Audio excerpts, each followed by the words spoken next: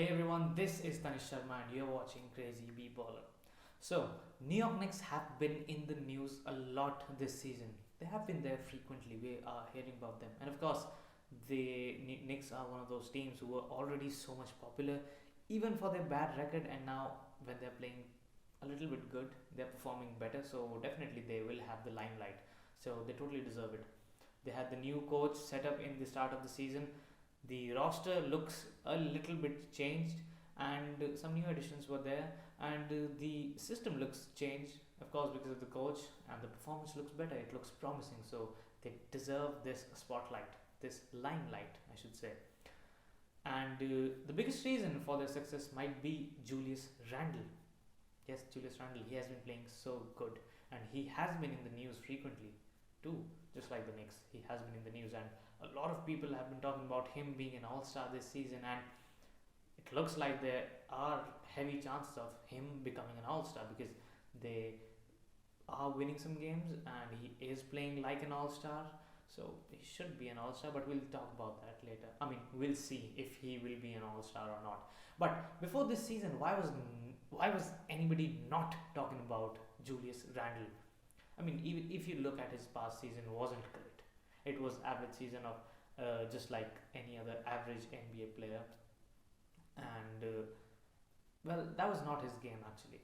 It was a new system for him, new environment for him. That's why the some limitations were put onto his game. So it wasn't really his fault.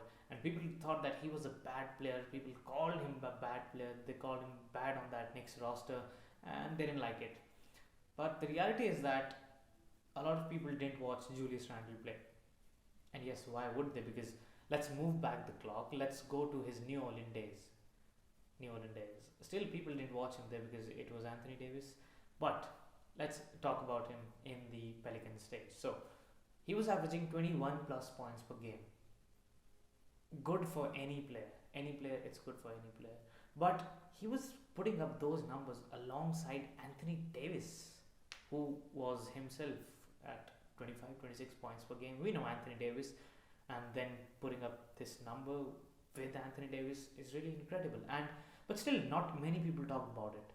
Hardly anyone talked about his performance. He was playing at an all-star level with the Pelicans team too, and people won't agree with that because they were not winning games. But that doesn't have to do anything with the game of a player. So he was playing at that all-star level. We didn't talk about him because Pelicans were not winning more games, and we know that most of the games that we watch are of those teams which are winning. Yeah, until we force ourselves to watch other games, but most of the times those are the most televised. What do you say? Most broadcasted games, most hyped up games for the teams which are winning. So the teams which have losing record, which are not playing well, are often sent backwards. So we can't watch. We don't watch them much, and we don't talk about them much. So nobody really talked about Julius Randle.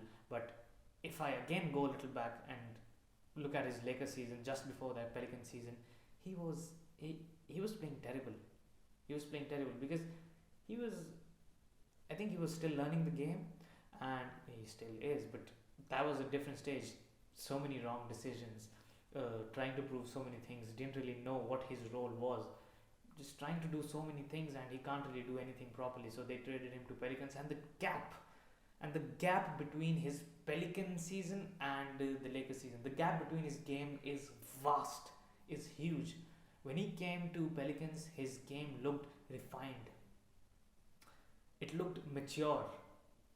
And even if we talk about his game right now, what does he not have? You look at the post game, check. You look at attacking the rim, check. You look at outside the perimeter, check. You look at isolations, check. One-on-one, check. Mid-range shots, check. Three-point shots, check. Check, check, check. Everything. He can do everything. He is playing at a very, very high level, and he is a threat from everywhere. I see him creating his own shots as a big man. Reminds me of Michael Beasley. Similar kind of game they have. Also, they both are left-handed. Such a skilled player, such a good player. Nobody talked about him when he was in Pelicans. He was playing really, really good. That's where his game was built, in Pelicans. And he was playing really good basketball, but he was traded to New York Knicks, where I don't know, the change of environment last year wasn't really ready to fit in. I mean, didn't fit in properly, but now we can see it. And that's why I'm not surprised by Julius Randle's performance. I'm not talking too much about him because I talked about him in his Pelican season too. So it's not surprising for me that Randle is putting up these kind of numbers. He is going to be much better than this, and this is what I expected from him. So those were some things about Julius Randle, and what are my opinions on Julius Randle. Going ahead, how good he can be. He can be so good. The offense, the whole Knicks offense is running through Julius Randle, and that's amazing. How many times do you see an offense running through a big man? He's not actually a big man, but he is big. He is different than a lot of players, and the Knicks are running their offense from him. They trust him. He is their main guy. So I think that Julius Randle can do so many things. He's actually doing so many things. He has so many ways to score, and it'll only do him good. I don't know if he will be an all-star or not. Depends on the voting and everything stuff. But the chances are high. And going ahead, I think talking about this New York Knicks team, it's going into a good direction. But I also think that they have too much talent, and people might not notice, but all the players that they have are individually are really really talented players in their own. They're really different. They are, I mean, they're young, and everyone has that individual talent which can be which can be celebrated if they go to any other team, and they are one of those the piece in that team, the go-to guy. They have those kind of players who can flourish in, who if distributed among different teams, they can flourish there. But this team has too much talent. That's what I think. But you know everyone has to sacrifice something to make a system work. So I think if this goes as it is going, it will be good. And I think a good thing for the Knicks would be to have another good guard who is a threat at the scoring end. That would be good. Let's talk about defense. Of course, they need defense. I don't know how. I can't talk about defense. I haven't seen much of their defensive. Like I haven't focused on much on their defensive game. But as much as I've seen New York Knicks, they look good.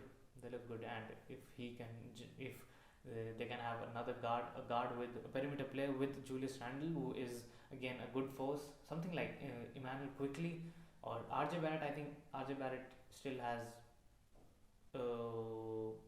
has many areas to improve. Still have many areas to improve, and he still needs to focus a lot on his game. But Emmanuel Quickly, I think, is that guy who can be paired along with Julius Randle, and they can really be destructive for others, of course. So those are my thoughts on Julius Randle.